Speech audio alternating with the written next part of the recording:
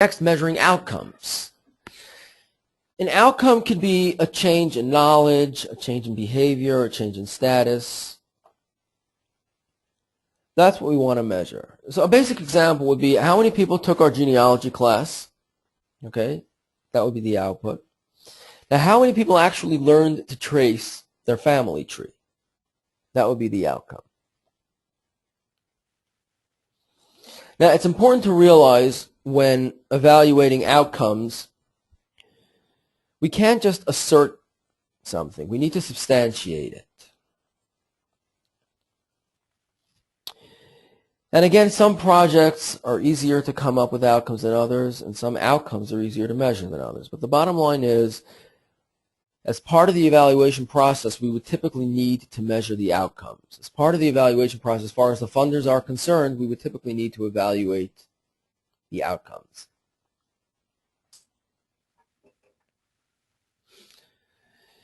Some possible outcomes and how we'd measure them would be, for example, what did people learn from coming to our program? What did people learn from visiting our website? What did people learn from reading our publication? Now, being that we're trying to measure the outcomes themselves, so we're not just going to count the numbers. We're going to take a look at who came, why they came, and what they found useful. And a simple technique would be to have the participants fill out an evaluation form. We can do visitor interviews.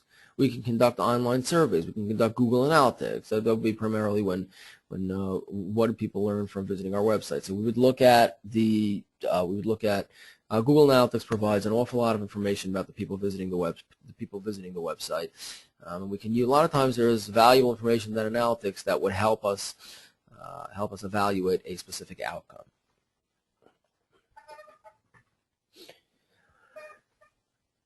Some more examples of possible outcomes and how we'd measure them would be how does inventorying or cataloging or digitizing, preserving, etc., our collections, how does that help our public and our staff/volunteers?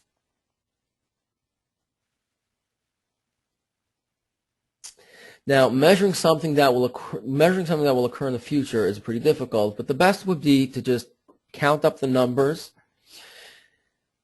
and add why it's important to do these things. What do these numbers mean? Do they provide better access to the collections for the public and the staff? Does knowing what we have provide us, position us for better planning, for more intentional use of limited resources? There will always be outcomes. We just need to identify them and let the funders know what those outcomes might be. Some more possible outcomes. How does putting a new roof on a historic building benefit the public? How does having a disaster plan change our historical society status? How does having a walking tour of our historic downtown change the public's knowledge or behavior? So again, this is qualifying the project. This is qualifying the success.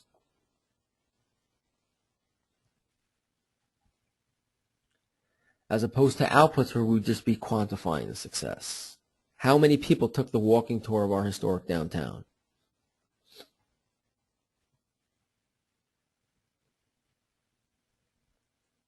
How many roofs did we put on historical buildings? Those would be the outputs. And the outcomes would be, how did putting that roof back up benefit the public?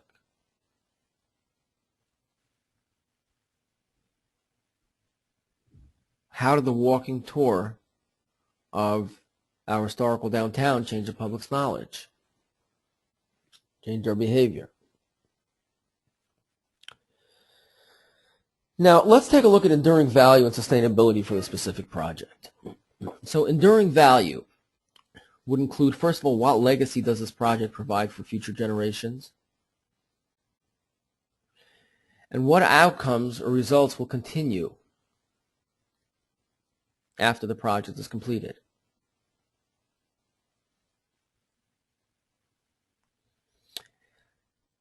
Sustainability. Is the project sustainable? Are there ongoing costs sustain the project after the end of the grant period? And can we actually pay for those costs? Are there continuing staffing needs? Can we maintain them? Will there be yearly fees or maintenance contracts? Can we pay for them?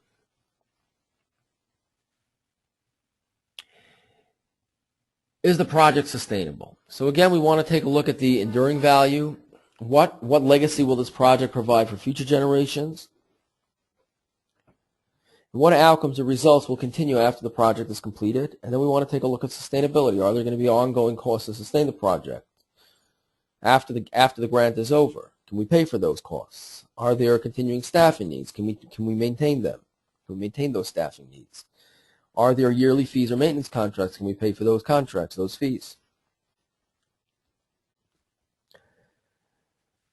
Next, we want to look at the budget, the project budget. So it's important that the line items in the budget should be individual things that we're going to need.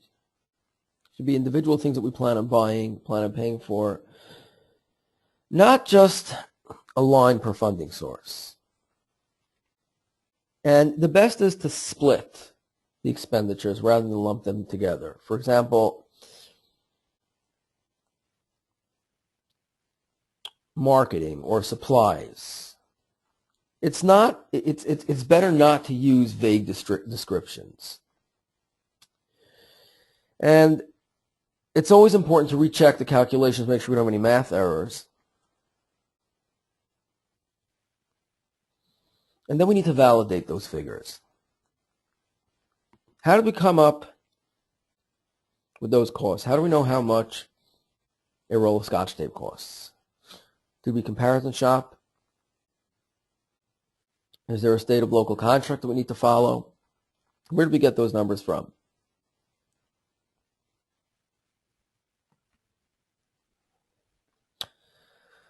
We want to make sure that the project budget is as detailed as possible. And we want to make sure that it's accurate. We want to make sure that it makes sense. It adds up. We want to validate the costs in the budget. In addition, if there are going to be matching funds, we need to remember to include our time, the other staff time, the volunteer time working on the project. We need to remember to carry these figures forward to the actual budget page and carry the total to the cover page.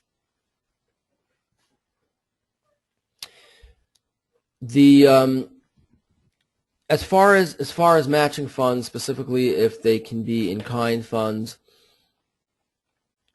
usually the value of the employee's time will be considered an in-kind funds match.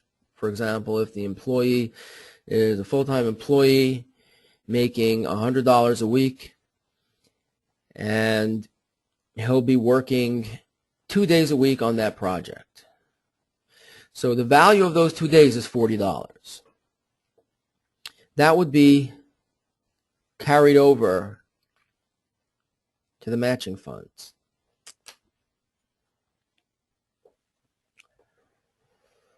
Now, not all the questions that we need to answer will be on the application form.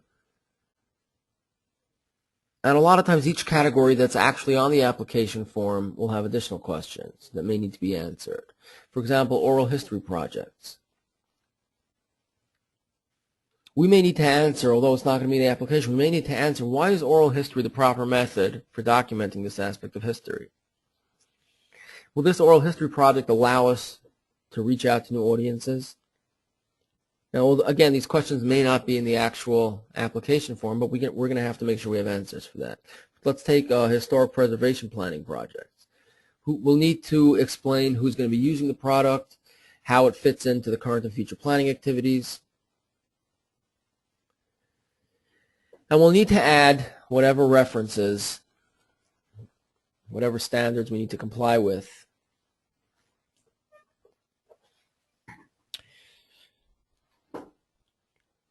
just in order to provide the funders with a better understanding of how this project will actually be successful. Structured grants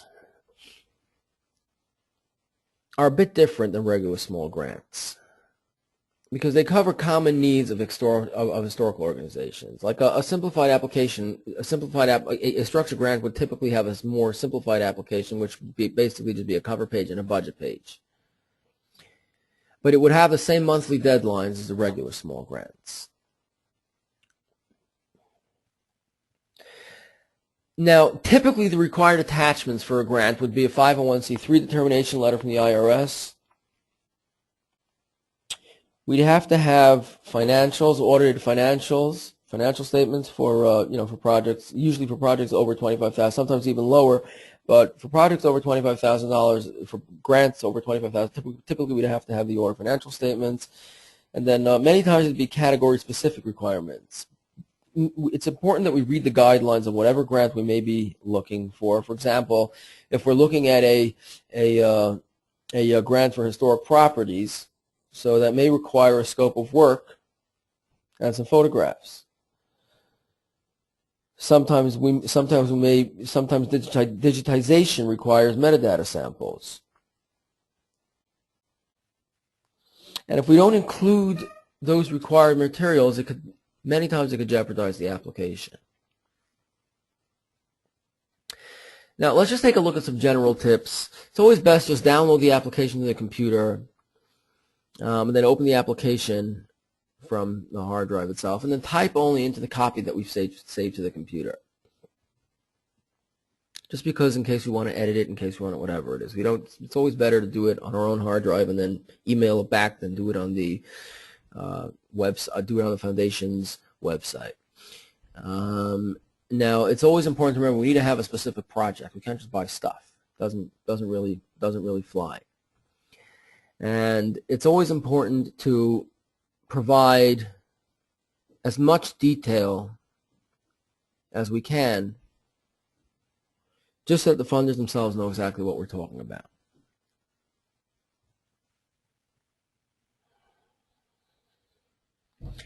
It's always best just to, when doing the budget, it's always best to round to the nearest whole dollar amount. Indirect costs they rub a raw nerve by funders typically. If we're going to file the application online, just file it online. We don't need to mail in a paper copy as well. If we've used a digital signature, we don't really need to provide a paper signature. Some useful web tools that are available as Dropbox, where we can drop a large files to a cloud folder, and it's available to whoever we specify. And if there's problems, it can be, again, this is more technical, but if there might be firewall problems, but it's a very convenient way to go back and forth with large grants, a large file. And just to stay on the safe side, we don't want to get involved with any contracts or hire anybody or make any purchases before actually receiving the OK to proceed letter.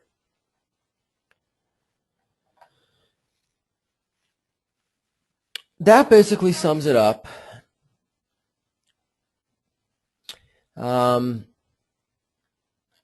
open up the lines now.